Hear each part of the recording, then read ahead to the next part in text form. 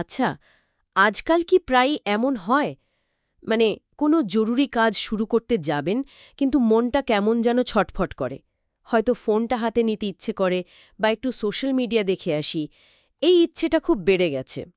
অথচ আমরা মনে মনে জানি যে ওই কঠিন কাজগুলো শেষ না করলে আসলে চলবে না। এই যে মনোযোগ ধরে রাখতে না পারা, এই খুব সাধারণ কিন্তু বেশ গুরুত্বপূর্ণ সমস্যাটা নিয়েই আজকে আমরা একটু গভীরে যাব। কিভাবে এই বিক্ষিপ্ত মনকে কিছুটা হলেও স্থির করা যায়। আর আমাদের এই আলোচনার মূল ভিত্তি হল থিবো ম্যারেসের লেখা একটা বই, ডোপামিন ডিটক্স। বইটা আন্তর্জাতিক বেস্টসেলার, আর এর বাংলা অনুবাদও বেরিয়েছে রুশদা প্রকাশ থেকে। বইটার মূল ফোকাস মানে লেখক বলতে চেয়েছেন কিভাবে আমাদের এই ছটপটে মনকে একটু ট্রেনিং দিয়ে কঠিন কাজে বসানো যায়। হ্যাঁ, ঠিক। বইটাতে লেখক খুব সুন্দরভাবে দেখিয়েছেন এই যে আমাদের আধুনিক জীবন, বিশেষ করে প্রযুক্তি, কিভাবে সারাক্ষণ আমাদের মনোযোগটা নিজের দিকে টেনে রাখছে। আর এই পুরো খেলার পেছনে একটা বড় ভূমিকা আছে ডোপামিনের। এটা মস্তিষ্কের একটা রাসায়নিক সিগন্যাল বলা যেতে পারে। তো নিজের মনোযোগ বা কাজের ক্ষমতা বুঝতে হলে এই ডোপামিনের ব্যাপারটা একটু জানা দরকার আজকাল। হুম, তাহলে আজকের এই বিশ্লেষণে আমরা কয়েকটা জিনিস একটু পরিষ্কার করে বোঝার চেষ্টা করব। যেমন, এই ডোপামিন জিনিসটা আসলে কি, মনোযোগের সাথেই বা এর সম্পর্ক কোথায়, আর আজকালকার লাইফস্টাইল মানে টেকনোলজি এগুলো কিভাবে আমাদের ডোপামিন সিস্টেমকে প্রভাবিত করছে। এই যে ডোপামিন ডিটক্স কথাটা শুনছি, এটা আসলে কি, এটা করলে কি সত্যিই ফোকাস বাড়ে, আর অবশ্যই বই থেকে কিছু প্র্যাকটিক্যাল টিপস যা আমরা কাজে লাগাতে পারি। কি বলেন, শুরু করা যাক? অবশ্যই। প্রথমেই তাহলে ডোপামিনটা কি সেটা একটু বুঝে নেওয়া যাক। বইটাতে লেখক বলছেন এটা মস্তিষ্কের একটা নিউরোট্রান্সমিটার। অনেকে ভাবে ডোপামিন মানে শুধু আনন্দ, কিন্তু আসলে ব্যাপারটা তার চেয়েও একটু জটিল। এটা ঠিক আনন্দ দেয় তা নয়, বরং কোনো একটা পুরস্কার পাওয়ার আশায় আমাদের কাজ করতে উদ্দীপ্ত করে। ধরুন, ভালো খাবার খাওয়া, কোনো কাজে সফল হওয়া, বা ওই যে সোশ্যাল মিডিয়াতে লাইক পাওয়া, এই সব কিছুতেই ডোপামিন কাজ করে। এটা আসলে আমাদের টিকে থাকার জন্য জরুরি একটা সিস্টেম। তার মানে ডোপামিন নিজে তো কোনো সমস্যা নয়, এটা তো স্বাভাবিক। বইটাতেও তাই বলা হয়েছে। তাহলে সমস্যাটা কোথায় হচ্ছে? লেখক বলছেন সমস্যাটা হলো আজকের এই হাইপার স্টিমুলেশন, মানে এত বেশি উদ্দীপনা চারপাশে। Social media, news feed, games, online shopping, হাতের কাছেই জাঙ্ক ফুড, মানে এত কিছু যা খুব সহজেই আমাদের ব্রেনে ডোপামিন রিলিজ করাচ্ছে, প্রায় কোনো চেষ্টা ছাড়াই। একদম। আর এটাই মূল সমস্যা তৈরি করছে। লেখক এটাই বিস্তারিত বলেছেন। দেখুন, আমাদের মস্তিষ্ক যখন সবসময় এই সহজলভ্য ইনস্ট্যান্ট রিওয়ার্ড পেতে অভ্যস্ত হয়ে যায়, তখন যে কাজগুলো একটু কঠিন, সময় লাগে, বা যার ফল পেতে দেরি হয়, যেমন ধরুন পড়াশোনা করা বা নতুন কিছু শেখা, সেগুলোর জন্য আর মন বসে না, মনোযোগটাই থাকে না। লেখক বলছেন আমাদের ফোকাস করার ক্ষমতা, একটা লক্ষ্যে স্থির থাকার ক্ষমতা, এটা অনেক কমে গেছে। ওই যে ফেসবুক, ইনস্টাগ্রাম বা ইউটিউব, এগুলো তো এমনভাবেই বানানো হয়েছে যাতে আমরা বেশি সময় দিই, কারণ সেটাই ওদের লাভ। নোটিফিকেশন, নতুন নতুন কন্টেন্ট, এই সব কিছুর মাধ্যমে ডোপামিনকে ব্যবহার করেই আমাদের মনোযোগটা নিয়ে নেওয়া হচ্ছে। তার মানে আমরা বুঝেও বুঝতে পারছি না একটা তাৎক্ষণিক তৃপ্তির চক্রে, ইনস্ট্যান্ট গ্র্যাটিফিকেশনের ফাঁদে আটকে গেছি, তাই না? জরুরি কাজটা হয়তো পড়েই থাকছে, কিন্তু আমরা ছুটছি ওই সহজ আনন্দের পেছনে, যেটা বেশিক্ষণ টেকেও না। আর বইয়ের মতে এর ফলেই আসছে হতাশা, কাজে অনীহা, একটা উদাসীন ভাব, কারণ আমরা তো জানি কোনটা করা উচিত ছিল। ঠিক। আর এই অবস্থা থেকে বের হওয়ার একটা উপায় হিসেবেই লেখক এই ডোপামিন ডিটক্সের কথা বলেছেন। বইটার মূল কথা হলো, ডিটক্স মানে কিন্তু ডোপামিনকে বাদ দেওয়া নয়, কারণ সেটা সম্ভাবনা, জরুরিও না। বরং এটা হলো একটা সচেতন চেষ্টা, যেখানে আমরা কিছু সময়ের জন্য ওইসব জিনিস থেকে দূরে থাকি যেগুলো আমাদের মস্তিষ্কে অতিরিক্ত ডোপামিন দিয়ে একরকম আসক্তি তৈরি করে ফেলেছে, বিশেষ করে এই ডিজিটাল ডিভাইসগুলো। ও আচ্ছা, তার মানে এটা কি আমাদের মনোযোগের যে রিসিভার, ওটাকে আবার আগের অবস্থায় ফিরিয়ে আনার মতো, রিক্যালিব্রেট করা? কিন্তু এটা বাস্তবে কিভাবে করে? সবার তো একরকম সমস্যা না। বইতে কি কোনো নির্দিষ্ট পদ্ধতির কথা আছে? হ্যাঁ, লেখক কয়েকটা ভিন্ন পথের কথা বলেছেন, যাতে নিজের সুবিধা মতো বেছে নেওয়া যায়। মূলত ৩ ধরনের ডিটক্সের কথা আছে বইটাতে। প্রথমটা হলো ২৪ ঘন্টার সম্পূর্ণ ডোপামিন ডিটক্স। এটা একটু কঠিন। এখানে প্রায় সব ধরনের ডিজিটাল বা অন্য উদ্দীপনা থেকে দূরে থাকতে হয়। মানে ফোন, ইন্টারনেট, সোশ্যাল মিডিয়া, গান, সিনেমা, গেম, এমনকি খুব মুখরোচক খাবারও বাদ দিতে বলা হয়। এই সময়টা মূলত চুপচাপ থাকা, নিজের চিন্তা নিয়ে লেখা, হালকা ব্যায়াম করা বা প্রকৃতির কাছে যাওয়ার কথা বলা হয়েছে। দ্বিতীয়টা হলো ৪৮ ঘন্টার ডিটক্স। একই নিয়ম, শুধু সময়টা বেশি। এটা আরও বেশি চ্যালেঞ্জিং। আর তৃতীয়, যেটা হয়তো অনেকের জন্য সহজ, সেটা হলো আংশিক ডিটক্স।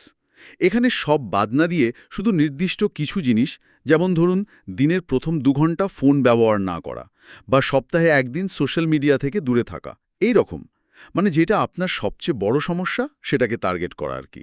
হ্যাঁ, বইটাতে একটা লিস্টও দেখেছিলাম যেন কি কি বাদ দিতে হবে ডিটক্সের সময়, যেমন অ্যালকোহল, অদরকারি ইন্টারনেট ব্রাউজিং, টানা সিনেমা দেখা, ফোন ঘাঁটা, সোশ্যাল মিডিয়া, চিনি বা ফাস্ট ফুড, ভিডিও গেমস, এগুলো। মূল আইডিয়াটা হলো যেগুলো খুব দ্রুত ডোপামিন দেয় সেগুলো থেকে একটু ব্রেক নেওয়া। একদম। আর এই ডিটক্সটা সফল করতে লেখক ৩টে ধাপের কথা বলেছেন। প্রথম ধাপ, নিজের আসক্তিগুলো চেনা। মানে কোন জিনিসটা আপনার মনোযোগ সবচেয়ে বেশি কেড়ে নিচ্ছে। ইউটিউব, ফেসবুক, নিউজ, সেটা আগে বোঝা দরকার। লেখক এগুলো লিখে ফেলতে বলেছেন। দ্বিতীয় ধাপ, একঘেয়েমিকে মেনে নেওয়া। মানে যখন ওই উদ্দীপনাগুলো থাকবে না, তখন তো বোর লাগবেই। লেখক বলছেন এই বোরডম বা একঘেয়েমিকে ভয় পাবেন না, এটাকে অলাও করতে হবে। কারণ এই সময়ই ব্রেন আবার সাধারণ কাজে আনন্দ খুঁজে পেতে শেখে। আর তৃতীয় ধাপ, হাতে যে সময়টা পাওয়া যাচ্ছে সেটা কাজে লাগানো।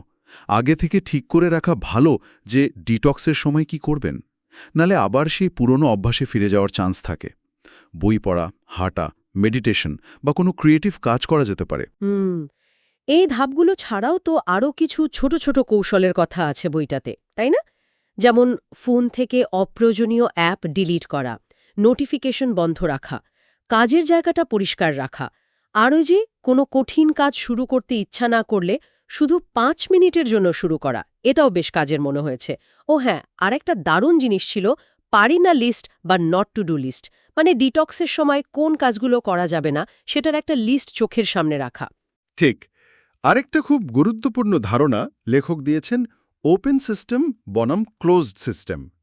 ওপেন সিস্টেম হলো সেগুলো যেখান থেকে যখন তখন নতুন তথ্য বা নোটিফিকেশন আসতে পারে, যেমন ইমেল খোলা রাখা, সোশ্যাল মিডিয়া ফিড। এগুলো মনোযোগ নষ্ট করে। আর ক্লোজড সিস্টেম হলো যেখানে একটা নির্দিষ্ট কাজের শুরু আর শেষ আছে, বাইরের ইন্টারাপশন কম, যেমন একটা বই পড়া বা একটা নির্দিষ্ট ফাইল নিয়ে কাজ করা। লেখক বলছেন মনোযোগ বাড়াতে হলে যতটা সম্ভব ক্লোজড সিস্টেমে কাজ করার অভ্যাস করতে হবে। মানে আপনি আপনার কাজের পরিবেশটাকে নিয়ন্ত্রণ করছেন। এতে কাজের গভীরে যাওয়া যায়, যেটা ওপেন সিস্টেমে প্রায় হয় না। আচ্ছা, এত কিছু তো বোঝা গেল, কৌশল, পদ্ধতি, কিন্তু এই যে ডিটক্স করা হলো, কষ্ট করে নিয়ম মানা হলো, এর ফলে আসলে কি লাভ হয়? মানে কি পরিবর্তন আশা করা যায়? হ্যাঁ, লেখক বলছেন যদি ঠিকঠাকভাবে করা যায় তাহলে বেশ কিছু পজিটিভ পরিবর্তন আসে। যেমন সবচেয়ে বড় লাভ হলো মনোযোগ বা ফোকাস করার ক্ষমতা বাড়ে, মনটা আগের চেয়ে শান্ত হয়। যে কাজগুলো আগে খুব কঠিন বা বিরক্তিকর লাগতো সেগুলো শুরু করতে একটু সহজ মনে হয় বা সেগুলোতে আগ্রহ বাড়ে, কারণ ব্রেনের রিওয়ার্ড সিস্টেমটা একটু নর্মাল হয় আর কি। আর সাধারণ ছোটখাটো জিনিসও আনন্দ পাওয়ার ক্ষমতা বাড়ে, যেমন ধরুন প্রকৃতির নীরবতা বা কারো সাথে মন দিয়ে কথা বলা। নিজের ওপর কন্ট্রোল বাড়ে, মানে লোভনীয় কিছু দেখলে সেটাকে এড়িয়ে যাওয়া বা কোনো ইচ্ছা দমন করার শক্তি বাড়ে। সব মিলিয়ে জীবনের প্রতি একটা প্রোঅ্যাক্টিভ অ্যাটিটিউড তৈরি হতে পারে। নিজের নিয়ন্ত্রণ যখন নিজের হাতে থাকে তখন আত্মবিশ্বাস বাড়ে। তবে হ্যাঁ, একটা জিনিস মনে রাখা খুব দরকার, আর লেখকও সেটা বলেছেন, এই ডোপামিন ডিটক্স কিন্তু কোনো ম্যাজিক না। এটা একটা টুলস, একটা হাতিয়ার। এটা আমাদের মনোযোগ ফেরাতে বা কোনো আসক্তির চক্র ভাঙতে সাহায্য করতে পারে। কিন্তু লম্বা সময়ের জন্য ভালো থাকতে হলে শুধু ডিটক্স করলেই হবে না, অভ্যাস বদলাতে হবে, নতুন ভালো অভ্যাস তৈরি করতে হবে। ডিটক্স হলো শুরুটা। একদম ঠিক বলেছেন। তাহলে আজকের আলোচনা থেকে আমরা এটাই বুঝলাম যে আধুনিক জীবনের এই অতিরিক্ত উদ্দীপনা আমাদের ডোপামিন সিস্টেমকে স্বাভাবিক থাকতে দিচ্ছে না, যার ফলে আমাদের মনোযোগ কমছে, আমরা লক্ষ্য থেকে সরে যাচ্ছি। আর থিবো মেরিসের ডোপামিন ডিটক্স বইটা আমাদের শেখাচ্ছে কিভাবে সচেতনভাবে এই উদ্দীপনা থেকে বিরতি নিয়ে মনোযোগ আর আত্মনিয়ন্ত্রণ বাড়ানো যায়। আমার কাছে মনে হলো পুরো ব্যাপারটা দুটো জিনিসের উপর দাঁড়িয়ে। এক হলো সচেতনতা, মানে জানা যে আমার মনোযোগ কোথায় যাচ্ছে, কেন যাচ্ছে, আর দুই হলো সেই অনুযায়ী ব্যবস্থা নেওয়া, মানে ইচ্ছাশক্তি। বইয়ের কৌশলগুলো লিস্ট বানানো, পরিবেশ বদলানো, বোর্ডমকে জায়গা দেওয়া, এগুলো ওই ব্যবস্থা নিতেই সাহায্য করে।